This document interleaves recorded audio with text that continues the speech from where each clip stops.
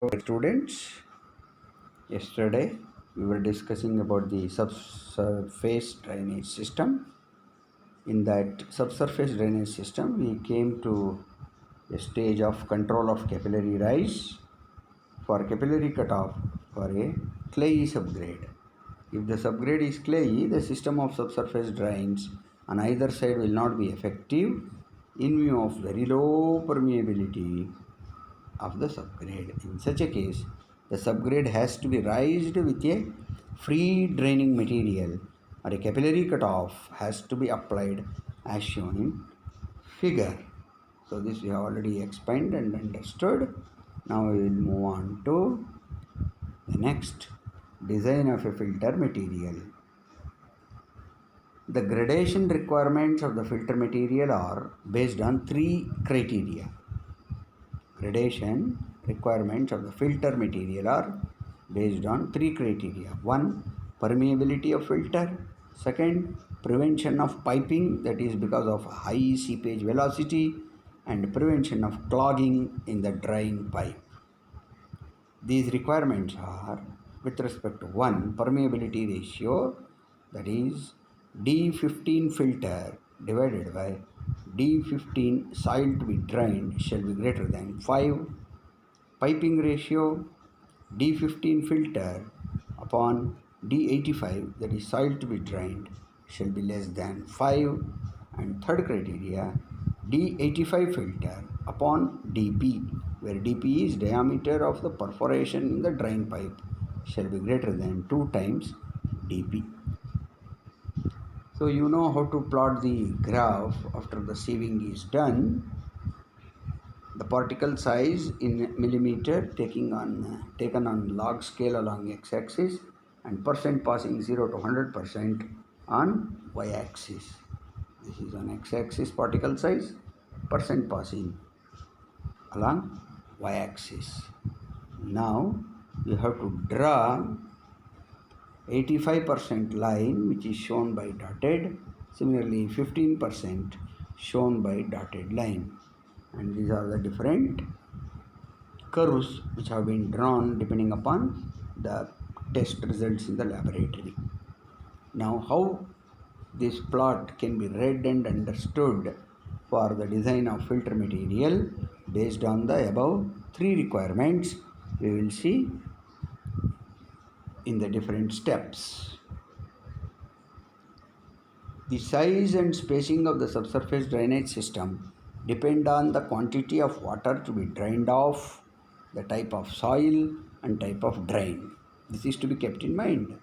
The filter material used in subsurface drains should be designed to have sufficient permeability offering negligible resistance to the flow. Third, also it shall resist the flow of the fine foundation soil resulting in soil piping. The steps are as follows. Draw grain size distribution curve on log scale versus percent passing versus particle size for the foundation soil. Draw grain size distribution curve on log scale, percent passing versus particle size for the foundation soil. Find the value of D15 size of foundation soil. What is D15? Particle size such that 15% of soil is finer than this size. Particle size is such that 15% of the soil is of this size. The size of filter material should be 5 times more than the size of foundation soil. D15 of filter upon D15 of foundation shall be greater than 5. To fulfill the condition to prevent piping, D15 of filter upon D85 of foundation shall be less than 5. Hence, plot a point represent the upper limit of D15 size of filter given by 5 times D85 of foundation. Find the size of perforation in the drain pipe or the gap in the open jointed pipes and let this be dp, d suffix p. Plot a point representing D85 size of filter given by the size 2dp. The shaded area thus obtained represent the region within which grain size distribution curve of satisfactory filter material should lie. Let us see once again the plotted one.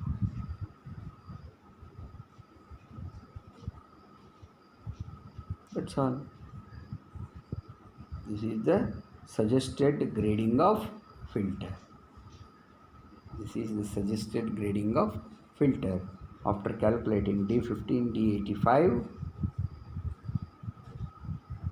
from the laboratory test results. Okay.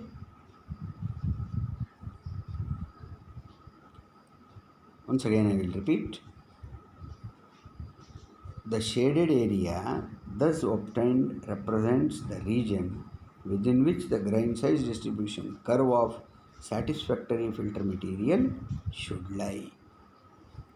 Now, last article in this perhaps, road construction in waterlogged areas. In case of subgrade subjected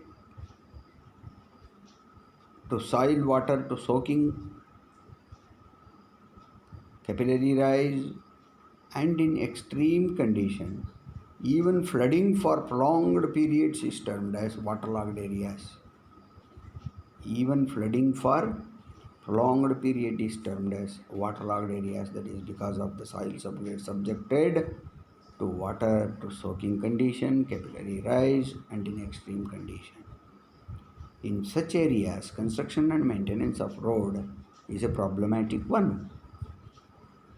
Therefore, the various methods adopted to overcome are raising the road level by constructing embankment, raising the road level by constructing embankment, providing a capillary cutoff to arrest capillary water, providing cement concrete block, depressing the subsurface water level by drainage system. Road construction in waterlogged areas is completed. Hence, Unit 2, Geometric Design of Highways. In all respects, we have completed. Now, your task is, dear students, whatever the notes have been uploaded on LMS Learning Management System, please go through those notes, reference materials, videos, video lectures, so that it will be useful to you to understand in a better way.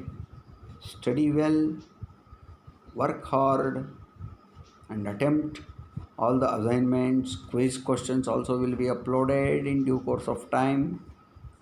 For each unit there will be quiz. Even test may also be planned and accordingly it is uploaded.